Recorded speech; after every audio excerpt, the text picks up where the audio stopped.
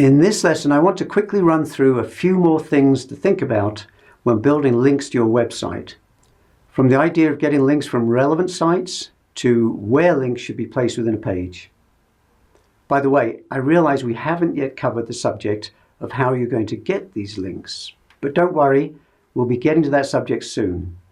We're still looking at background issues. Linking is so important to SEO, the single most critical concept, that a full understanding of links is important. During a decade of working with small businesses, helping them generate more traffic to their sites through the search engines, over and over again, I saw nicely optimized websites losing out to competing sites that were a mess from an on-page optimization standpoint.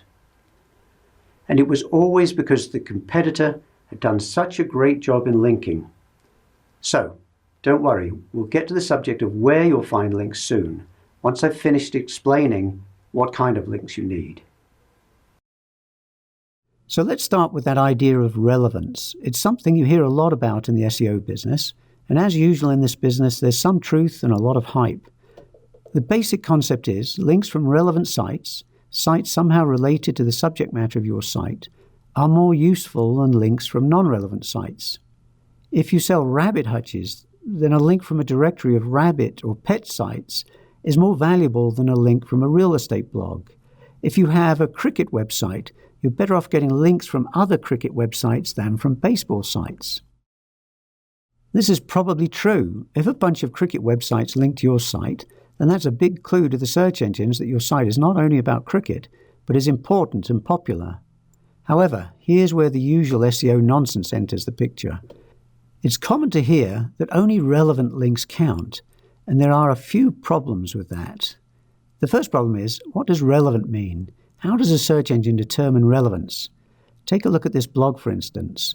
This guy has a variety of interests, evidently aviation, space travel, technology, and so on. But now and then, he writes a little about cricket. Most of what's on this page is not about cricket. Clearly, this isn't a cricket site. But does that mean somehow this link to the ESPN cricket website is not relevant in some way? Of course it's relevant. So that's the first problem with the relevant-only argument. How do you measure relevance? At which point you start ignoring links because they're not relevant by some measure. The other problem with the argument is that it totally ignores the power of PageRank, TrustRank, and keywords within the link anchor text. Would Google really ignore a link from a high PageRank and highly trusted site just because the link might not, by some measure, be relevant, whatever that means? No, of course not. So, my theory about relevance is this, that the search engines try to determine relevance and reward for a link from a truly relevant site. Links from other sites that are clearly cricket sites would help to pass some relevance. But that doesn't mean links from sites that are not so clearly relevant are valueless. They still carry value in various ways.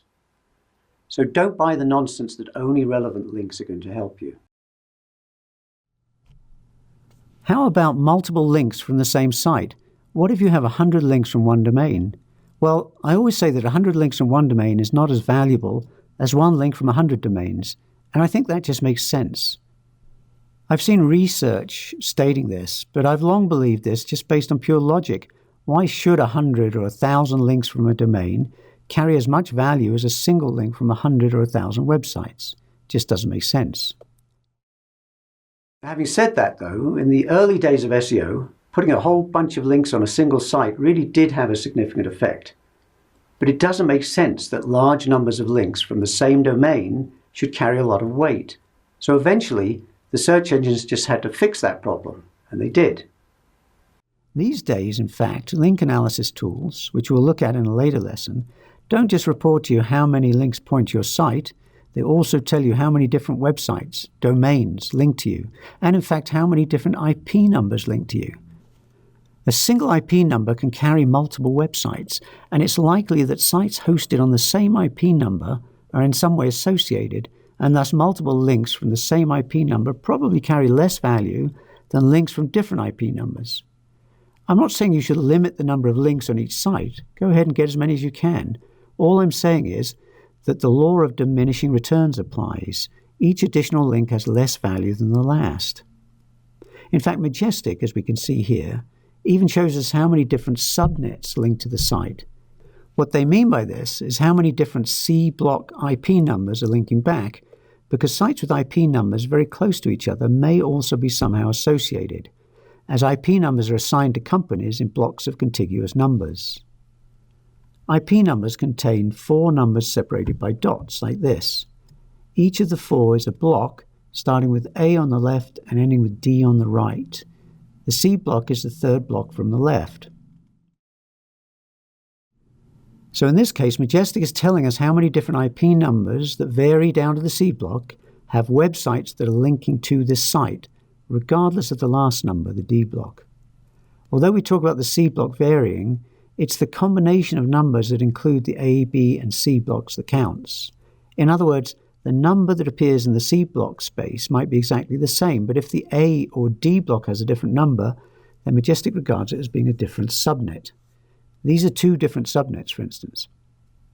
This is a well-known and accepted concept in SEO, and in fact there are web hosting companies that specialize in selling hosting services on multiple C blocks to people who are playing SEO games, who want to set up multiple sites and have them on different non-contiguous subnets. Next, links to your site with links on the same page to bad low-value sites are likely to have low value themselves. Again, this makes sense if you think about it. Links, as you've learned, are votes. So if a website owner is voting for a lot of garbage sites, the search engines are likely to think that all votes, all links on that page should probably be viewed with caution. At best, the links could be devalued, at worst ignored. So the ideal is to avoid these kinds of pages and only have links from pages that link to high-quality sites. Finally, where on the page should links be placed? Well, here are 3 basic rules. Firstly, the higher up on the page, the more value the link is likely to have, following the SEO concept of prominence. It's hard to tell how much difference this makes, but in general, high on the page is better than lower. Also, again following the concept of prominence, it's likely that keywords early in the anchor text are going to be more valuable than keywords later in the anchor text. And again, it's hard to know how much difference it makes, but in general, the first few words in the link are likely to be more highly weighted than the words later in the link. Also, and this is very important, links in content are more valuable than links in navigation or in sidebars. This also makes sense, especially if you know that companies selling links in their sites often put them outside the navigation. In particular, they did this in the early days. These days, of course, you'll find plenty of companies selling links that are specifically placed inside content. Anyway, whenever out getting links, if you have the option between inside content or outside, such as in the footer or blog roll sidebars, you always pick the content. Of course, you won't always have the choice, but if you do. Finally, hidden links. It used to be popular to hide links that have been placed for a purely SEO purpose, and I still see this happening now and then. I recently ran across this in a lawsuit in which I was acting as an expert witness. Obvious tricks used to hide links, such as creating links in white text on a white background, or creating hidden layers, are a really bad idea and could get the linking site penalized by the search engines. And of course, if the search engines do detect this kind of link hiding, they're going to devalue the link down to 0, so such links won't help your site. But what about links in no-script tags? These tags are designed to enclose text that only appears to the browser user if the browser either can't work with scripts, such as JavaScript, or has had scripts turned off. So there can be good reason to put links between no-script tags sometimes, and doing so is unlikely to get the site holding the page penalized. But it's also unlikely that such links have any value. If they do have any value, it's probably very low, and in fact it's most likely that they do not pass any value to the reference page. Finally, it's a good thing to have links pointing to various pages within your website, not just to the home page. It looks more natural to search engines and suggests that your site really does have content that's worth linking to.